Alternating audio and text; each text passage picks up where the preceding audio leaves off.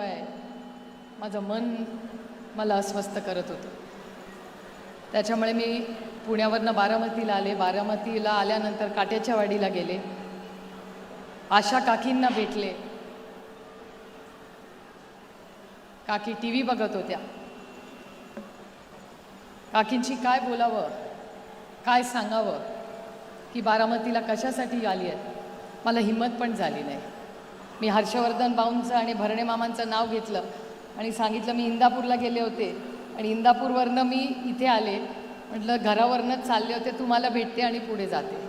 आणि मला खेड शिवापूरला लग्नाला जायचं आहे म्हणून मी इथून गेले. म्हटलं तुमचं काय चाललं आहे बघून येते. मला हिंमतच नाही झाली काकींना सांगायची की आज या सभेसाठी मी बारामतीला आले. गेले 2-2.5 महिने हे आपल्यासाठी हे फार अडचणीचे राहिले.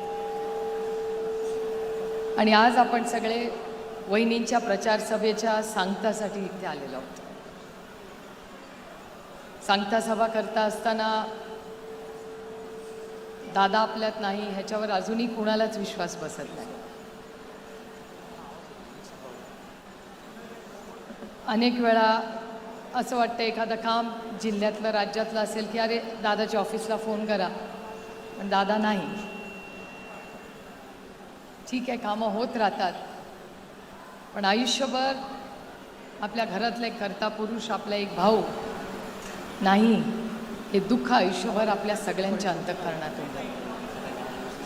आज व्यासपीठावर उभी राहिलेली असताना आज राज्यातून महाराष्ट्रातले अनेक मंत्री आलेत आणि माझं कर्तव्य म्हणून आणि ह्या भागाची लोकप्रतिनिधी म्हणून व्यासपीठावर महाराष्ट्रातून जे सगळे दादाप्रेमी आलेत त्यांचं मी बारामतीमध्ये तुमच्या सगळ्यांचं अंतःकरणापासून आपल्या सगळ्यांचं मी स्वागत करते.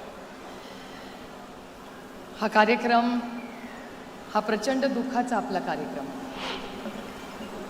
वहिनींवर पण मोठी जबाबदारी पडली, त्यांच्या लेकरांवरही जबाबदारी पडली. पार्थ आणि जयला अजूनही लहानच आहेत आमच्यासाठी. ते ह्या वयामध्ये एवढी मोठी जबाबदारी त्यांच्यावर आली, पण तिघही ज्या पद्धतीने ही जबाबदारी पेलवत आहेत, कर्तव्य करतायत, ही आपल्या सगळ्यांसाठीच एक अभिमानाची आणि कौतुकाची गोष्ट आहे. मी स्वतः महाविकास आघाडीच्या वतीने माननीय सोनिया गांधी, माननीय उद्धवजी ठाकरे, माननीय राहुल गांधी, माननीय खडगेजी, माननीय संजय राऊत साहेब, अरविंद सावंतजी, आदित्य ठाकरे, हर्षवर्धन सपकाळ, शशिकांत शिंदेजी, जयंत पाटीलजी, माझे सगळे सहकारी आणि पदाधिकारी यांच्या सगळ्यांच्या वतीने वहिनींना शब्द देते की महाविकास आघाडीतला प्रत्येक कार्यकर्ता आणि जो बारामतीतला मतदार आहे तो वहिनींना ह्या इलेक्शनमध्ये ताकदीने त्यांच्याबरोबर उभा राहायला शब्द द्यायला मिळाला.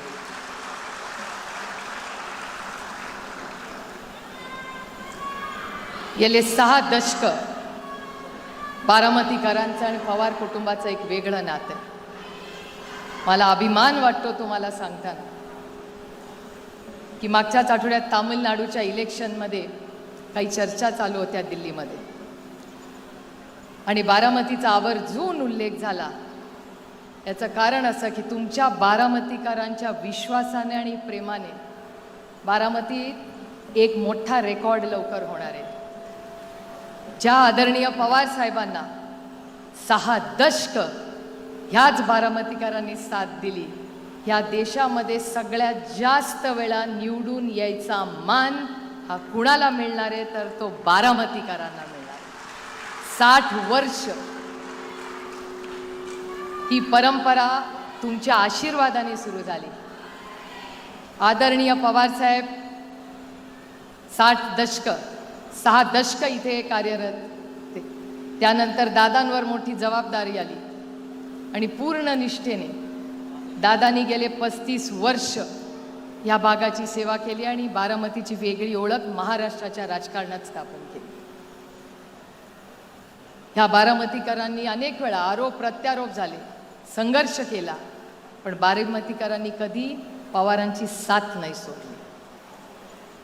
आणि ह्याच बारामतीकरांसमोर नतमस्तक होऊन महाविकास आघाडी, राष्ट्रवादी काँग्रेस पक्ष, शरदचंद्र पवार राष्ट्रीय काँग्रेस पार्टी आणि शिवसेना यांच्या वतीने मी सगळ्यांना मनापासून शब्द आणि शुभेच्छा द्यायला आले की या संपूर्ण इलेक्शनमध्ये माझी तर इच्छा होती हे बिनविरोध व्हावं, इलेक्शनच होऊ नये. म्हणून पहिल्याच दिवशी ज्या दिवशी इलेक्शन अनाऊन्स झालं, मी पहिल्या दिवशी चॅनलवर गेले आणि म्हणाले वहिनींचं इलेक्शन हे बिनविरोध झालं पाहिजे.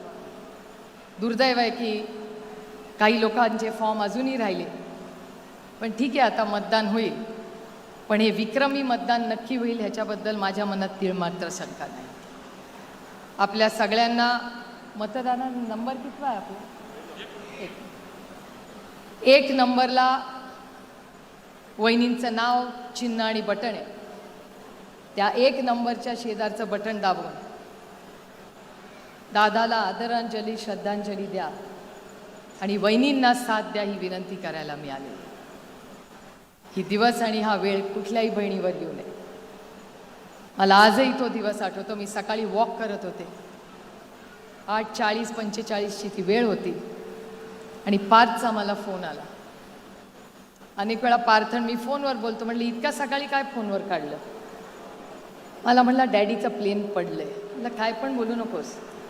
मला म्हणले आत्या जरा ऐका माझं, डॅडीचं प्लेन पडलं.